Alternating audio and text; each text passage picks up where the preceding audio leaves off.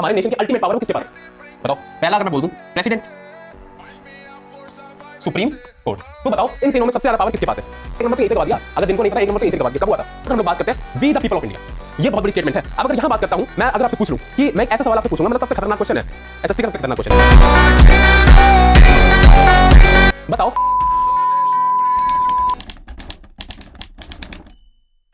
तो साथियों आज के टाइम पे मूवीज का ट्रेलर कौन नहीं देखता है? हर कोई देखता है। तो उससे हमें यह समझ में आ जाता है कि आगे की जो हमारी मूवी होगी वो कैसी होगी। ऐसे ही दोस्तों प्रेम्बल भी होता है, जिससे कि उसको पढ़ने से हमें पता चल जाता है कि जो हमारा कॉन्स्टिट्यूशन है ये किस टाइप का है, इसमें किन किन चीजों का ध्यान रखा गया है, और उसकी सारी चीजें हमें प्रेम्बल में देखने को मिल जाती है। तो साथियों मैं अनुभव ठाकुर स्वागत करता हूं आपका अड्डा 24/7 जीके पीडिया पे। तो आज हम लोग बात करने वाले हैं हमारे प्रेम्बल, प्रस्तावना की बात करने वाले हैं। तो उसमें हम जानेंगे कि किस टाइप का होता है और प्रेम्बल होता क्या है एक्चुअली। और प्रेम्बल को एक चीज ध्यान रखना, प्रेम्बल को हम लोग सोल ऑफ द कॉन्स्टिट्यूशन भी बोलते हैं। क्या बोलते हैं? Soul of the constitution. तो सबसे पहले अगर हम बात करें कि प्रेम्बल होता क्या है, तो भाइयों देख लो, preamble is a introductory statement. सीधी सी बात है, प्रेम्बल क्या है? एक इंट्रोडक्टरी स्टेटमेंट है। उसमें हमें यह पता चल जाता है कि हमारा जो कॉन्स्टिट्यूशन है ना, कॉन्स्टिट्यूशन वो किस हिसाब का है, उसमें किन किन चीजों का ध्यान रखा गया हुआ है और कौन सी चीजें दी गई हुई हैं। जैसे अगर एग्जाम्पल के तौर पे मैं आपसे बोलूं, कल को आप एक स्कूल खोलोगे तो उसमें सबसे पहले यही तो ऊपर लिखोगे, मतलब ऊपर नहीं लिखोगे पर लोगों को ये मैसेज पहुंचाओगे ना कि ये जो स्कूल है इसमें सब बच्चों को इक्वल अधिकार दिए जाएंगे और सबको एक अच्छा इंसान बनाया जाएगा। यही तो लोगों तो सेम चीज प्रेम्बल में भी है कि उसमें आगे चल के क्या है और किस टाइप का देश हमारा बनने वाला है। समझ रहे हो? अब बात करते हैं, इसको क्या बोलते हैं? Soul of the constitution. क्या बोलते हैं? Soul of the constitution. किसको बोलते हैं? प्रेम्बल को बोलते हैं। ठीक है, अब बात करते हैं नेक्स्ट स्लाइड पे। ये कुछ ऐसे कॉन्सेप्ट हैं जो मैंने आपको बोर्ड्स पे लिखवा दिया और आपको ये कॉन्सेप्ट रटने ही रटने हैं, क्योंकि सीधे चीजें एग्जाम्पल एसएससी सीधे सीधे एग्जाम में पूछ लेती है। सीधे सीधे पूछ लेती है कि जो प्रेम्बल है इसका स्ट्रक्चर किसने बनाया? भाई कहां से लिया गया? सॉरी, कहां से लिया गया? भाई सब यूएसए से लिया गया। सबको पता है कि यूएसए से लिया गया है। ठीक है, अब यहां से कंफ्यूज मत होना बिल्कुल भी कि भाई अगर बात कर रहा है concept of preamble, concept of preamble, इससे ये भी समझ सकते हो स्ट्रक्चर ऑफ प्रेम्बल कहां से लिया गया? यूएसए से। तो कॉन्सेप्ट में और स्ट्रक्चर में बिल्कुल भी आपको हेजिटेट नहीं होना, समझ जाना है। ठीक है, language of preamble inspired from. अब बात आती है कि जो हम लोगों ने भाषा ली है प्रेम्बल की प्रस्तावना की, वो कहां से ली है? तो भाइयों साथियों वो कहां से ली है हम लोगों ने? ऑस्ट्रेलिया से। ठीक, अब बात करते हैं ये वाला जो क्वेश्चन है, ये वाला जो कॉन्सेप्ट है, ये बात सिर्फ मुझे और आपको पता है। ये वाली बात सिर्फ मुझे और आपको पता है और किसी को नहीं पता है। देख लो भाई, designed and decorated by Beohar Ram Manohar Sinha. कि ये डिजाइन और डेकोरेट किसने किया था जब ये कॉन्स्टिट्यूशन हम लोग का बना था। ठीक, और एक चीज हमेशा ध्यान रखना कि जो हमारा प्रेम्बल जो प्रस्तावना है वो कॉन्स्टिट्यूशन जब पूरा बन गया उसके बाद डिजाइन किया गया, उसके बाद बनाया गया प्रेम्बल। ठीक है, अब मैं बात करता हूं it is the summary of constitution. वही चीज है। अब भाई अगर आपको जानना है कि हमारा जो कॉन्स्टिट्यूशन है वो किस प्रकार का है, तो ऐसा तो थोड़ी ना है कि पूरा कॉन्स्टिट्यूशन लेके पढ़ने लगोगे, ऐसा कुछ भी नहीं है। क्या करेंगे? सीधे सीधे सीधे उसका प्रेम्बल पढ़ लेंगे तो हमें पता चल जाएगा कि आगे जो कॉन्स्टिट्यूशन में बात की गई है वो क्या बात की गई है, किन किन चीजों का मेन मकसद था और मेन ध्यान किन किन चीजों पर रखा गया है। अब बात कर देते हैं, it's the modified form of objective resolution. इसमें तो 4-5 स्टार लगा लो ऐसे ऐसे करके। ठीक है, ऑब्जेक्टिव रेजोल्यूशन। अब मैंने ये क्यों बोला कि इसमें 4-5 स्टार लगा लो? अब मैं यहां पे ऑब्जेक्टिव रेजोल्यूशन से आपसे 2 सवाल पूछूंगा और आपको दोनों के जवाब मेरे को कमेंट सेक्शन में फेंक के मारने हैं, मेरे मुंह पे लगने चाहिए। ठीक है, तो बताओ मुझे ऑब्जेक्टिव रेजोल्यूशन कब चालू हुआ था? उसका प्रस्ताव जो उद्देश्य प्रस्ताव था वो कब रखा गया था? बताओ मुझे। नहीं पता? बस हवा निकल गई। 2 नंबर, 1 नंबर तो यहीं से गवा दिया। अगर जिनको नहीं पता 1 नंबर तो यहीं से गवा दिया। कब हुआ था? 13 दिसंबर 1946। मानते हो कि नहीं मानते हो? ठीक है, अब अगर मैं आपसे बोल दूं कि ऑब्जेक्टिव रेजोल्यूशन जो हम लोगों का था वो मान कब लिया गया था, मतलब ये तो वो वाली डेट है जब हम लोगों ने वो प्रस्ताव रखा था। ठीक है, ये कब मान लिया गया था? 22 जनवरी 1947। ठीक, तो ये दोनों डेट्स आपको याद ही होनी चाहिए। कुछ भी भूल जाना, बाबू का नंबर भूल जाना, खाना खाना भूल जाना, पर ये दोनों डेट्स मत भूलना, कसम है तुमको भाई की। ठीक है, अब मुझे ये बताओ, जो ऑब्जेक्टिव रेजोल्यूशन था, उद्देश्य प्रस्ताव था, इसका जो प्रस्ताव था वो किसने रखा था? ये तो बेसिक सा क्वेश्चन है, ये तो पता ही होगा। किसने रखा था? नेहरू जी ने रखा था, जवाहरलाल नेहरू ने। ठीक है, तो यहां तक कॉन्सेप्ट क्लियर, कोई दिक्कत नहीं।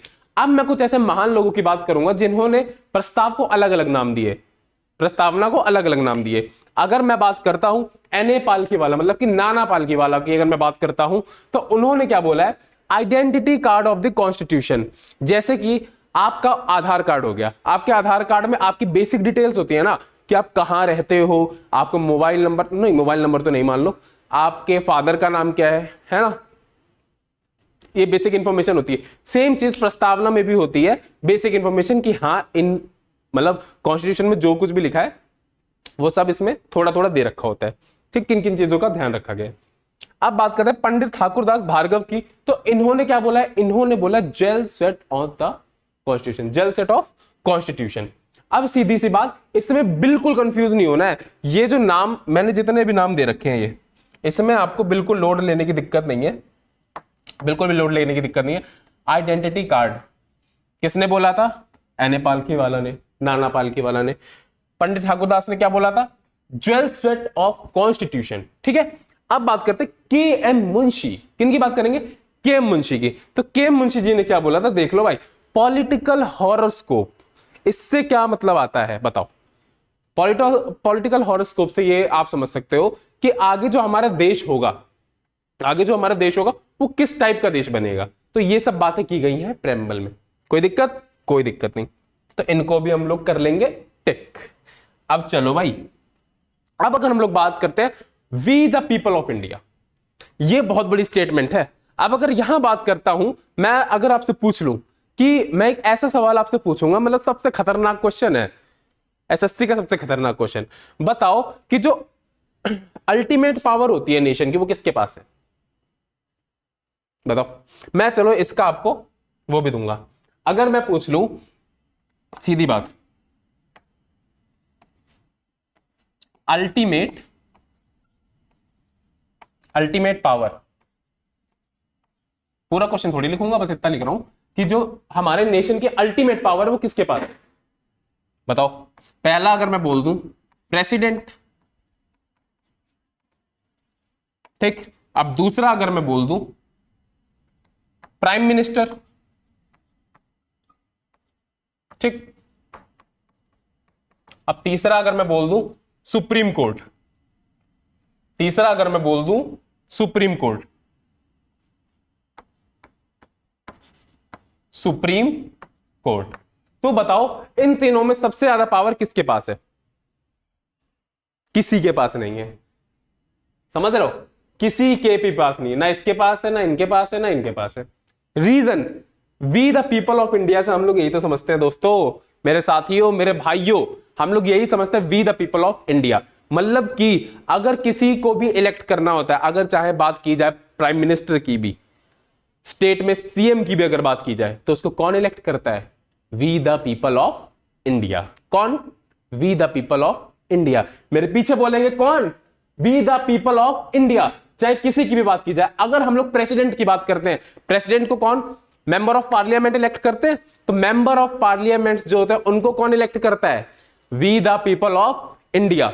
ठीक है, अब जहां से कोई दिक्कत होनी नहीं चाहिए, सबसे बड़ा स्टेटमेंट है ये, कॉन्स्टिट्यूशन का सबसे बड़ा स्टेटमेंट। प्रेम्बल भी अगर शुरू होता है तो यहीं से शुरू होता है, we the people of India. ठीक है, अब एसएससी का एक ट्रैप बॉक्स मैंने यहां पे दे रखा है, एक छोटा सा, मुझे बताना हु इज द, अच्छा वही चीज तो पूछ ली, who is the ultimate source of authority. तो इसका देख लो भाई answer, we the people of India. People of India मतलब भारत के लोगों के पास सबसे ज्यादा ताकत है। ठीक, ऐसे ही हमारे, अगर मैं बात कर लेता हूं पावर सबसे ज्यादा क्यों है, ऐसे ही इसी स्टेटमेंट को लेके हमारे जो प्रीवियस एक प्रधानमंत्री थे, उन्होंने एक स्टेटमेंट दिया था, जिन हाथों में ताकत है राज तिलक देने की, उन्हीं हाथों में शक्ति है सिर उतार लेने की। तो जो सत्ता में बैठे हैं तो अपने आप को चाहे कुछ भी समझे, जैसे अभी रिसेंटली बिहार में एक केस हो गया, समझ रहे हो ना, भरत तिवारी का जो केस हो गया, उसमें देखा जाता है कि उसकी बेचारे की कोई गलती नहीं थी। वो क्या करता था, बस एक सोशल वर्क करता था। बस उसने थोड़ा सा कानून अपने हाथ में ले लिया था कि उसने अपने पास हथियार रखा। उसी हथियार के चक्कर में उसने बाद में सरेंडर भी कर दिया पुलिस वालों के सामने, फिर भी उसको गोली मार दी गई। उसका कभी आप लोग वीडियो देखना, तो उसमें लास्ट में भी उसने यही बोला है कि मेरी मांगे पूरी की जा रही हैं। और उसने मांगे क्या की थी, उसने बस ये मांगे की थी कि देश में अगर कोई किसी से, मतलब कोई भी नेता अगर वो करता है, प्रॉमिस करता है उस चीज को, तो पूरा करे उस प्रॉमिस को, ठीक है। उसके बाद उसने सरेंडर किया, और उसके सरेंडर करने का भी कोई फायदा नहीं हुआ, बाद में उसको गोली ही मार दी गई, जबकि उसके ऊपर कोई भी क्रिमिनल केस नहीं था। तो मैं एक चीज कहना चाहता हूं, इस बात पे मेरा एक ही स्टेटमेंट ये रहेगा कि जब एक कसाब जैसे टेररिस्ट को भी कोर्ट जाने की अनुमति दी जाती है, तो हमारे देश में एक सिटीजन जो सिर्फ लोगों का भला करता था और उसके बारे में सोचता था, देश के विकास के बारे में सोचता था, उसका एनकाउंटर क्यों कर दिया गया? समझ रहे हो? तो ये इस चीज पे थोड़ा सा देखना, बस, और कोई बात नहीं। चलो बैक टू आवर टॉपिक। अब बात करेंगे हम लोग क्या, अब सीधी बात करेंगे क्या, नेचर ऑफ कॉन्स्टिट्यूशन, कि संविधान जो है उसका नेचर क्या दे रखा है। नेचर दे रखा है तो सीधी बात, सोवरेन।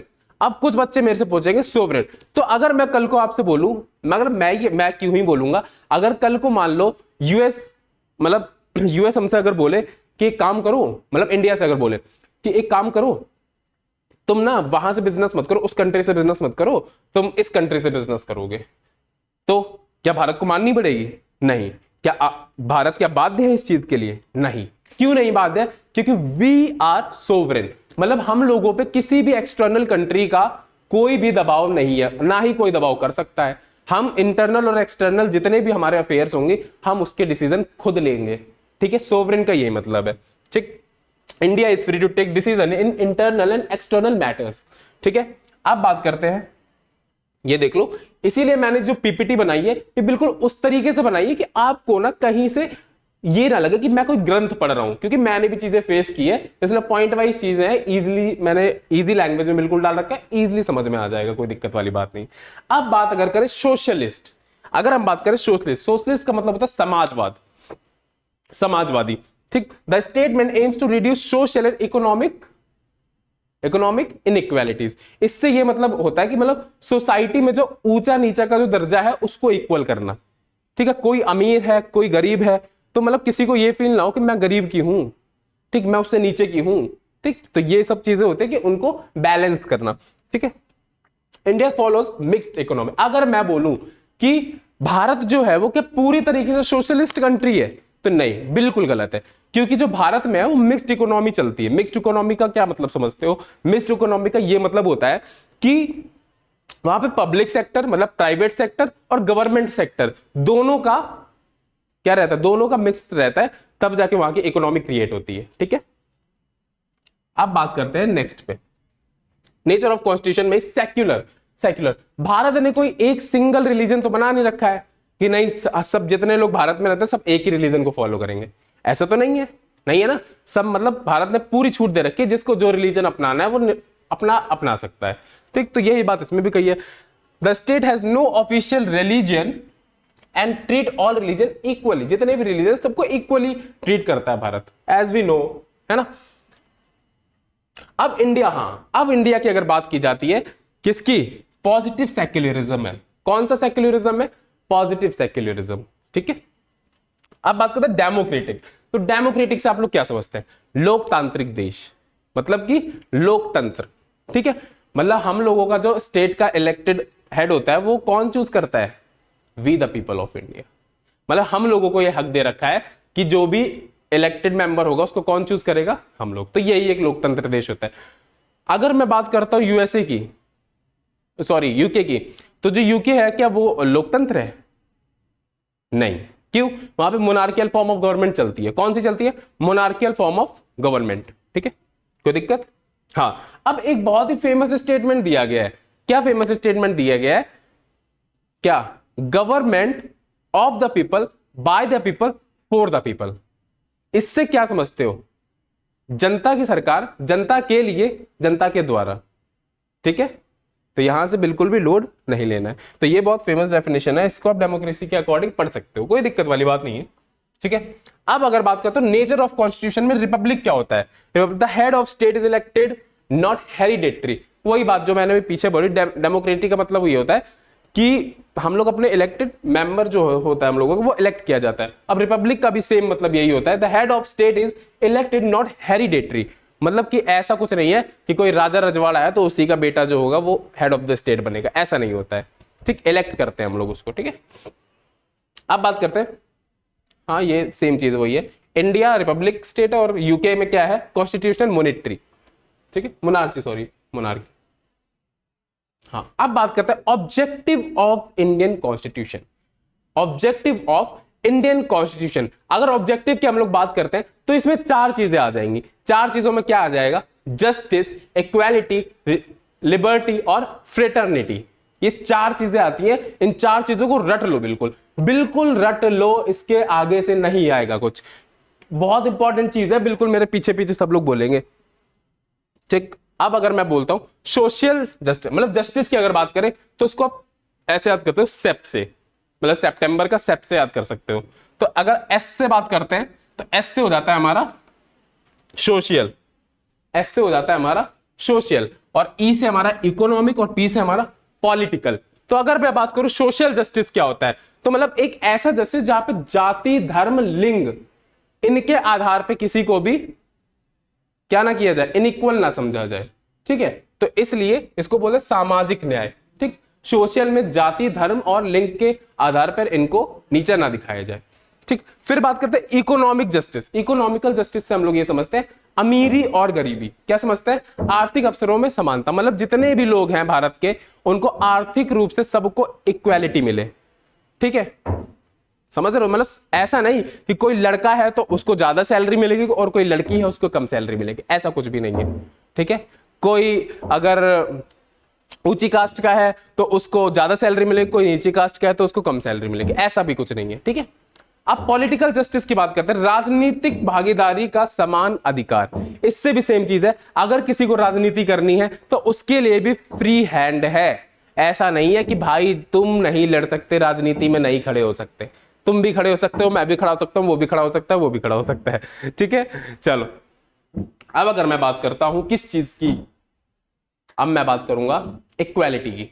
तो इक्वालिटी दो प्रकार की होती है, किस टाइप की, एक होती है स्टेटस इक्वालिटी और एक होती है अपॉर्चुनिटी इक्वालिटी। देख लो भाई, दे रखा मैंने, हाँ लिखा हुआ है, इक्वालिटी ऑफ स्टेटस और इक्वालिटी ऑफ अपॉर्चुनिटी। इससे क्या समझते हो, इससे ये समझते हैं कि आसपास के जो सोशल टाइम होता है उस टाइम पे इक्वालिटी दी जाए। देख लो लिखा हुआ है प्रतिष्ठा की समानता, मतलब कि आसपास को, मतलब स्टेटस मतलब समझ रहे हो ना, अमीरी और गरीबी का समझ लो। ठीक, अमीरी और गरीबी का समझ लो कि कोई अमीर है तो ऐसा नहीं कि वो गरीब के साथ नहीं बैठ सकता, और कोई गरीब है तो ऐसा नहीं कि वो अमीर के साथ नहीं बैठ सकता। तो स्टेटस सबको बराबरी का मिलना चाहिए, सबको बराबरी का स्टेटस मिलना चाहिए। और इक्वालिटी ऑफ अपॉर्चुनिटी क्या मतलब है कि जितने भी अवसर होंगे, कि नौकरी का अवसर हो गया और किसी भी फेस्टिवल का अवसर हो गया, तो ये सबको मतलब मनाने के या फिर अवसर लेने के, उसके भी इक्वल अधिकार है सबके।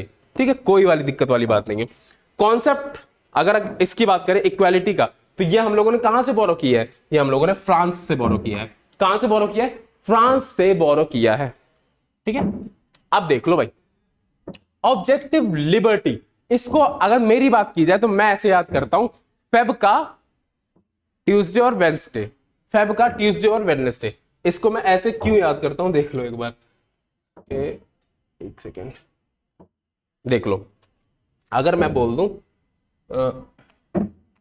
FEB, ठीक, फेब का ट्यूसडे और वेडनेसडे, तो F से फेथ, E से एक्सप्रेशन, B से बिलीफ और T से थॉट और W से वर्शिप।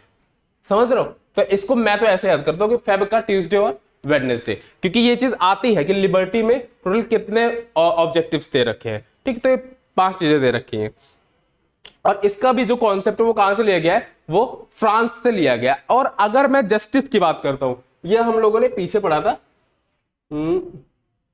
हाँ जस्टिस, तो जस्टिस हम लोगों ने कहां से लिया है, जस्टिस की अगर बात करें तो ये हम लोगों ने लिया है रशिया से। कहां से लिया है, रशिया से। कहां से लिया है, रशिया से, तो याद रहेगा। ठीक है, चलो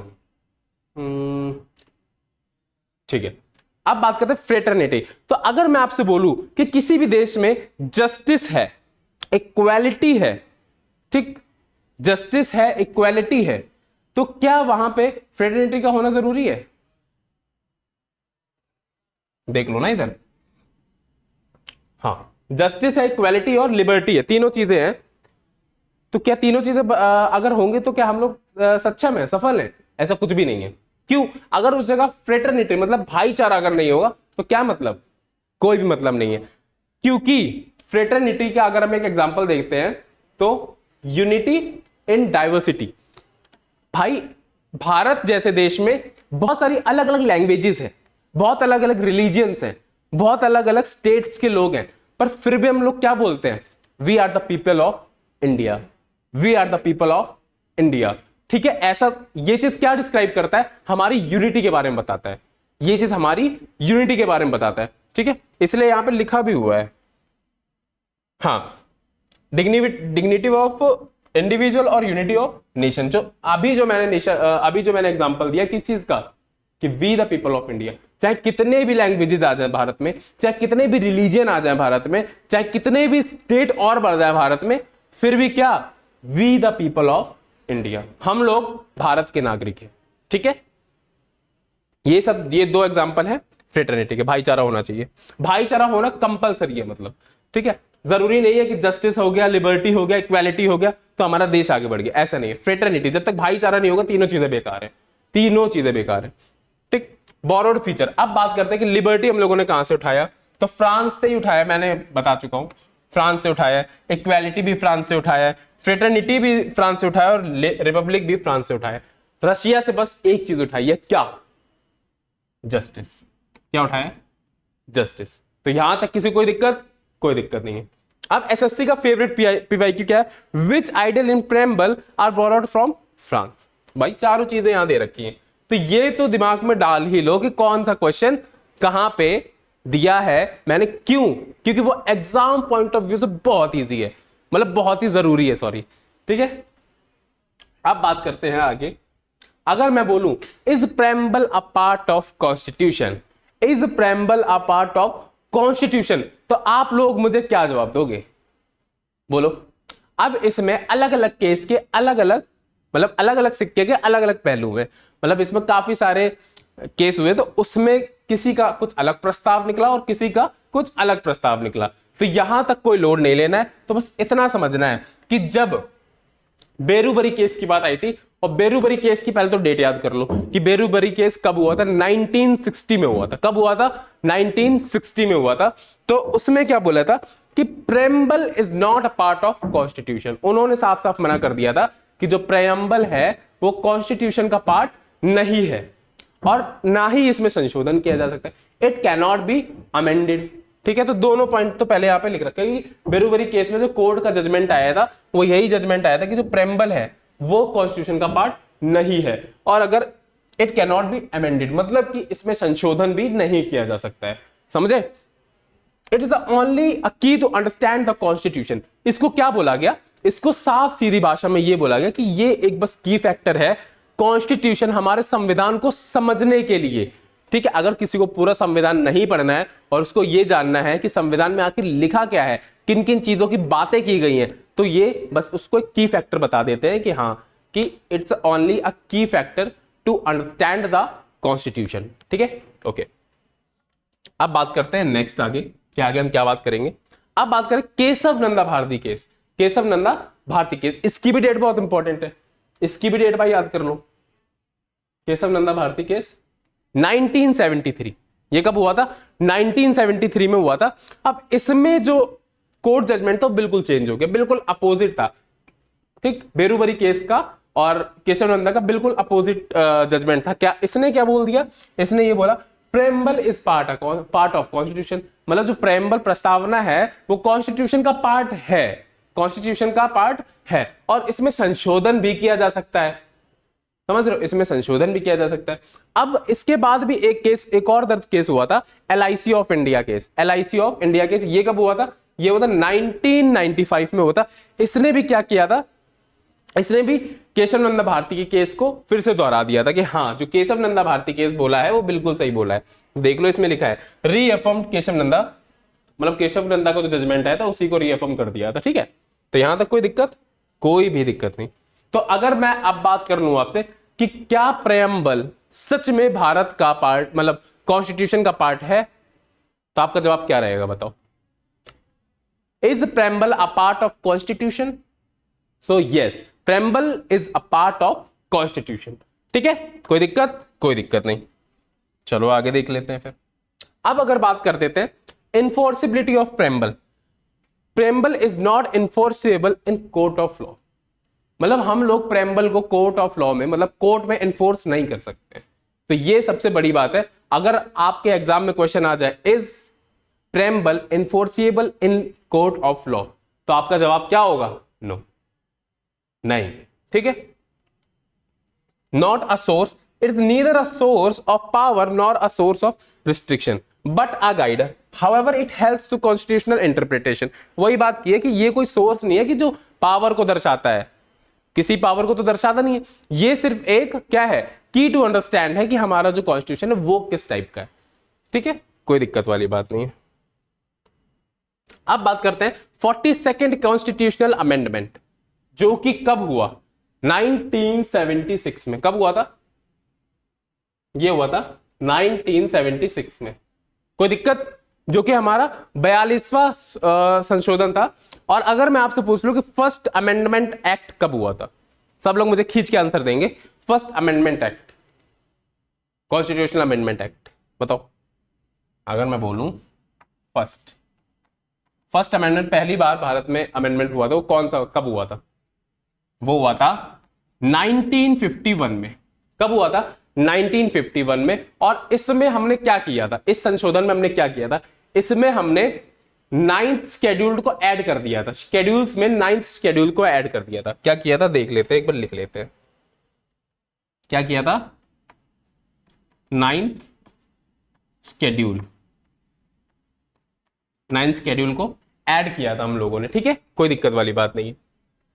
एसएससी का सबसे preamble has been amended only once, हाँ ये तो सबको पता है भाई। जो प्रेम्बल है वो बस एक ही बार अभी तक, जितने साल हो गए हमारे कॉन्स्टिट्यूशन को बने हुए, तब से लेके अभी तक बस एक बार उसमें संशोधन हुआ है। वो भी कब हुआ है?